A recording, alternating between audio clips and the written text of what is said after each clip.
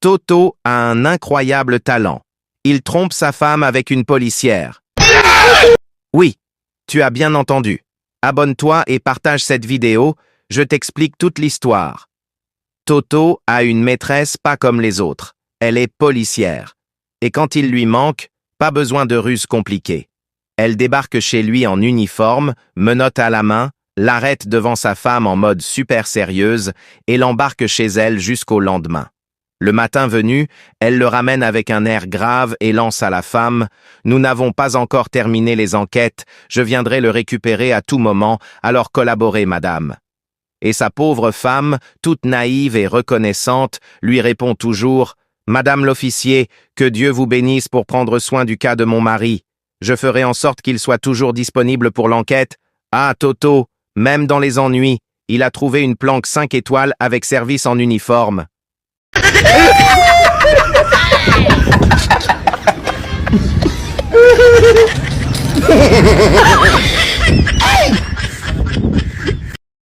Quand Toto décide enfin de demander la main de sa copine, il ne vient pas les mains vides. Non, il vient avec un chewing-gum bien collé entre les dents. À peine arrivé, le père le fixe et lance « C'est pas un manque de respect de venir mâcher devant moi ?» Toto, tout tranquille, « C'est juste pour enlever l'odeur de la clope. » Le père, choqué, « Tu fumes ?» Toto, naturel, « Oui, surtout quand j'ai un peu bu. » Le père, les yeux écarquillés, « Tu bois aussi ?» Et Toto d'ajouter fièrement, « Oui, quand je sors en boîte. » Le père s'étouffe. « Tu vas en boîte? Depuis quand? » « Depuis que je suis sorti de prison, » balance Toto, droit dans ses bottes. Silence pesant. Le père, d'une voix tremblante, « Et pourquoi t'étais en prison? » Toto, « J'ai tué un gars. Il voulait pas que j'épouse sa fille. » Là, le père se lève d'un bond, lui serre la main avec enthousiasme. « Il était complètement fou, celui-là. T'as ma bénédiction, mon fiston. Et t'en fais pas pour la dot, hein? Surtout pas. » Oh le barbare! Oh le génie! Le joueur exceptionnel qui change les destins des rencontres! La maîtresse demande à la classe « Qui peut me dire ce qu'est un verbe du premier groupe ?» Moussa lève fièrement la main et répond « Un verbe du premier groupe, c'est un verbe qui se termine par « er ». La maîtresse sourit. « Bien, Moussa. Qui peut me donner un exemple ?» Julie s'empresse de dire « Attrapez, madame. » Très bien, Julie. Un autre exemple? Demande la maîtresse. Marc enchaîne. Voler, madame. Bravo, Marc. Pendant ce temps, tout au fond de la classe, Toto trépigne, main levée, prêt à exploser.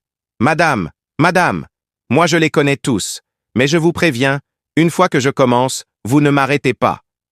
La maîtresse, un peu méfiante mais curieuse, lui dit « Très bien, Toto, vas-y. » Toto se redresse fièrement et enchaîne d'un seul souffle.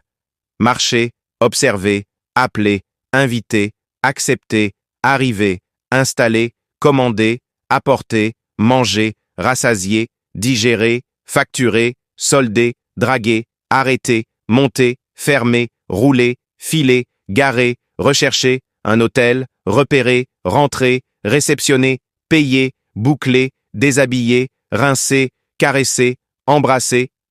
La maîtresse commence à pâlir.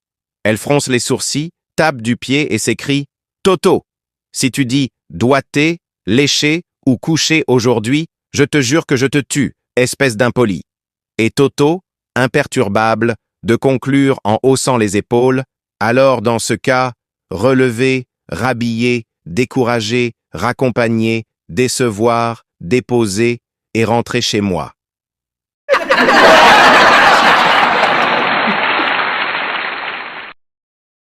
Ce matin, papa dit à Toto, « J'ai une réunion très importante.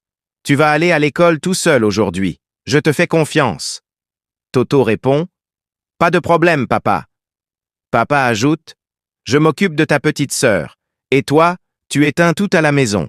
Et surtout, ne traîne pas. » Toto dit, « T'inquiète, papa, t'inquiète. » Dès que papa part, Toto prend le téléphone et appelle l'école. « Bonjour, madame la directrice, je vous appelle pour dire que Toto ne viendra pas aujourd'hui. Il ne se sent pas bien. La directrice demande « Ce n'est pas grave, j'espère ?» Toto répond « Non, c'est juste un petit rhume. Il va rester à la maison, bien au chaud, devant un bon film. » La directrice est étonnée. « Devant un film? Mais qui parle au téléphone? » Toto répond « Ben, mon papa. » Oh le génie! Le joueur exceptionnel qui change les destins des rencontres! Pour la première fois, Toto pleure, les larmes aux yeux, sur son lit d'hôpital. Je suis sûr que toi aussi, tu verseras une larme après avoir entendu cette histoire. Ce n'est pas juste une blague, c'est une leçon de vie. On oublie parfois que les choses les plus précieuses sont gratuites, jusqu'au jour où la vie nous envoie la facture. Reste jusqu'à la fin. Abonne-toi, partage, et laisse-moi te raconter ce que Toto a découvert à l'hôpital. Toto, toujours souriant et farceur, s'est effondré un matin sans crier gare. Transporté d'urgence à l'hôpital, il a été placé sous oxygène pendant 24 heures. Les médecins, efficaces, ont stabilisé son état. Quelques jours plus tard, Toto allait mieux, prêt à plaisanter de nouveau, jusqu'à ce qu'on lui remette une facture. 1200 €. En voyant le montant, Toto s'est mis à pleurer. Le médecin, croyant à une crise d'angoisse face au prix, a tenté de le rassurer. « Ne t'en fais pas, si tu n'as pas l'argent, on peut trouver une solution. » Mais Toto, la gorge nouée, a répondu « Ce n'est pas l'argent, docteur, je peux payer. Mais si 24 heures d'oxygène coûtent 1200 €. Imagine combien je devrais à Dieu pour les 25 années où j'ai respiré sans jamais recevoir de facture. » Il s'est tu un instant, puis a ajouté « Je n'ai jamais remercié Dieu pour ce souffle gratuit. Aujourd'hui, je comprends enfin sa valeur. » Le silence s'est installé. Le médecin, bouleversé, a baissé la tête. Et pour la première fois depuis longtemps, il a aussi pleuré. Pas pour un patient, mais pour une vérité.